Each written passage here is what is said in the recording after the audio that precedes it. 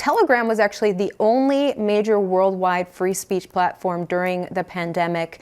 And now that Elon Musk has taken over Twitter, we have that one as well, thankfully. Joining us now to discuss is Taylor Hudak, independent journalist.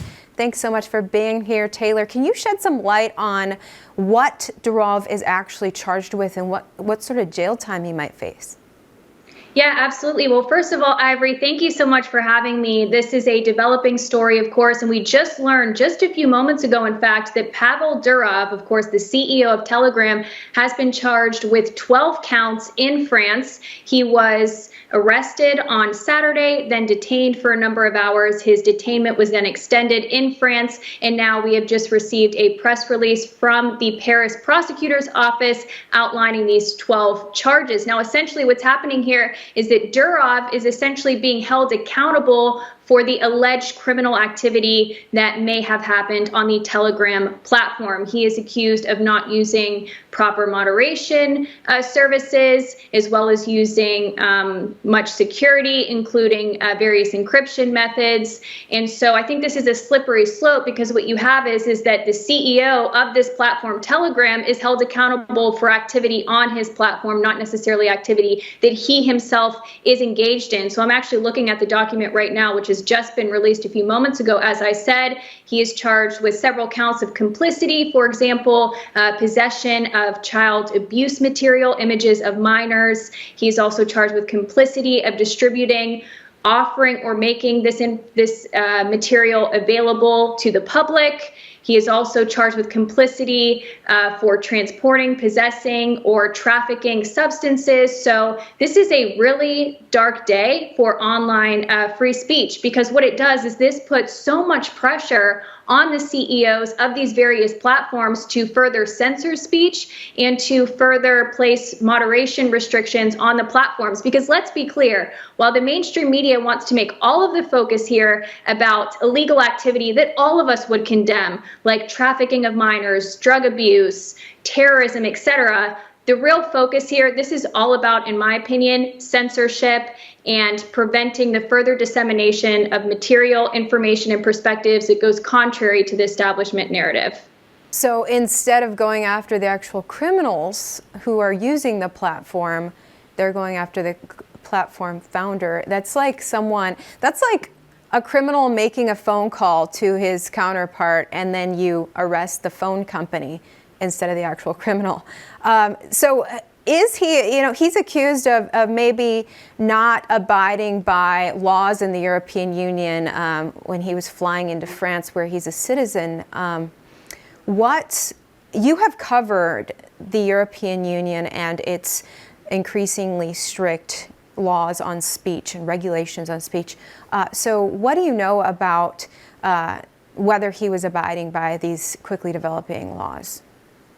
Exactly. So I would say that the EU, the European Union, is literally one of the worst places for free speech in the world. By the way, the EU is really just an extension of NATO's political arm, I would say. But first, let me just share with the viewers that Telegram has responded, saying that it does abide by EU's laws, including the Digital Services Act, the DSA, which requires the various platforms, they call them very large online platforms, or VLOPs, to moderate and to really combat disinformation, as well as be a little bit more transparent with various advertising practices. But one piece of legislation that is not getting enough attention, which I have covered, as you mentioned, is the EMFA, the European Media Freedom Act, which is not in full effect yet.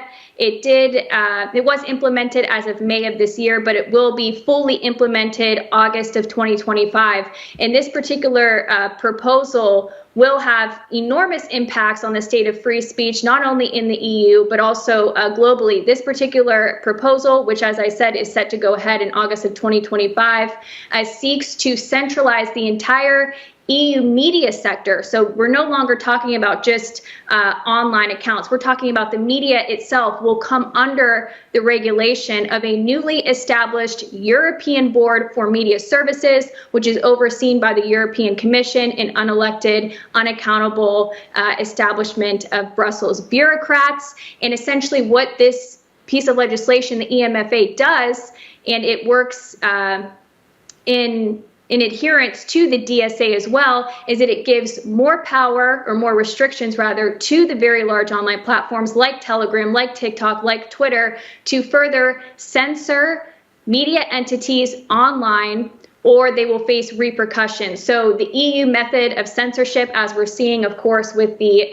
arrest of Pavel Durov, is that they are trying to put a lot of pressure on the CEOs of these various companies to encourage them to censor more, out of fear that they too could be held accountable for illegal activity that's on the various platforms. But under this EMFA proposal, media entities will have to enter into a contractual agreement with very large online platforms like YouTube and Rumble. They would have to state that they are adhering to the guidelines, the media guidelines within the EMFA proposal. They would have to provide details about their editors, as well as other personal information, location, etc. And again, the media entities would be overseen by this newly established European Board for Media Services, which is just so incredibly Orwellian. But I've written about this extensively for those that are interested at childrenshealthdefense.eu. Yeah, as a journalist, you actually use Telegram a lot to put out your media reporting. So hopefully Telegram can remain free speech.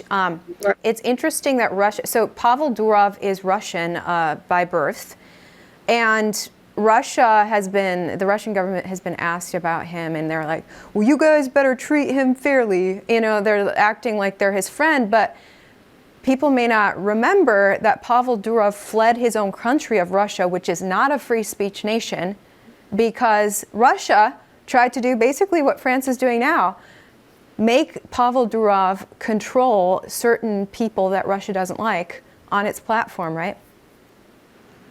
Pavel Durov, yes, you're correct in saying that he is a Russian citizen. He formerly was working within the Russian Federation and then left, and basically was going around stating that he was sort of a victim of Russian censorship. I think it is interesting to note, though, however, that he was never charged in Russia, but he is charged in France, in the EU, in fact. And by the way, this is not the first time that Telegram has been under the crosshairs of the EU establishment. So in 2021, for example, Germany was really cracking down on the platform Telegram because they were worried about so-called anti-lockdown protesters who just wanted to maintain their freedoms and their right to assemble during a so-called pandemic.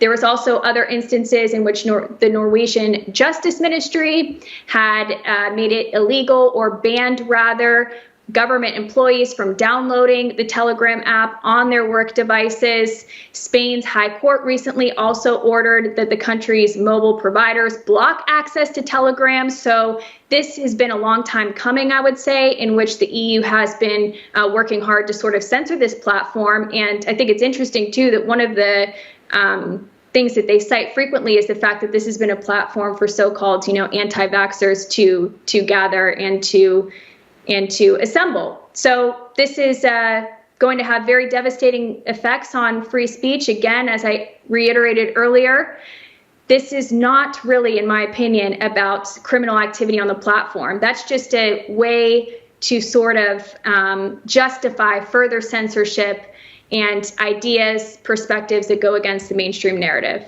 A lot of anti-mainstream perspectives on there. You can't have people questioning pharmaceuticals, can you? Taylor Hudak, great to have you on. Thank you. Thank you very much.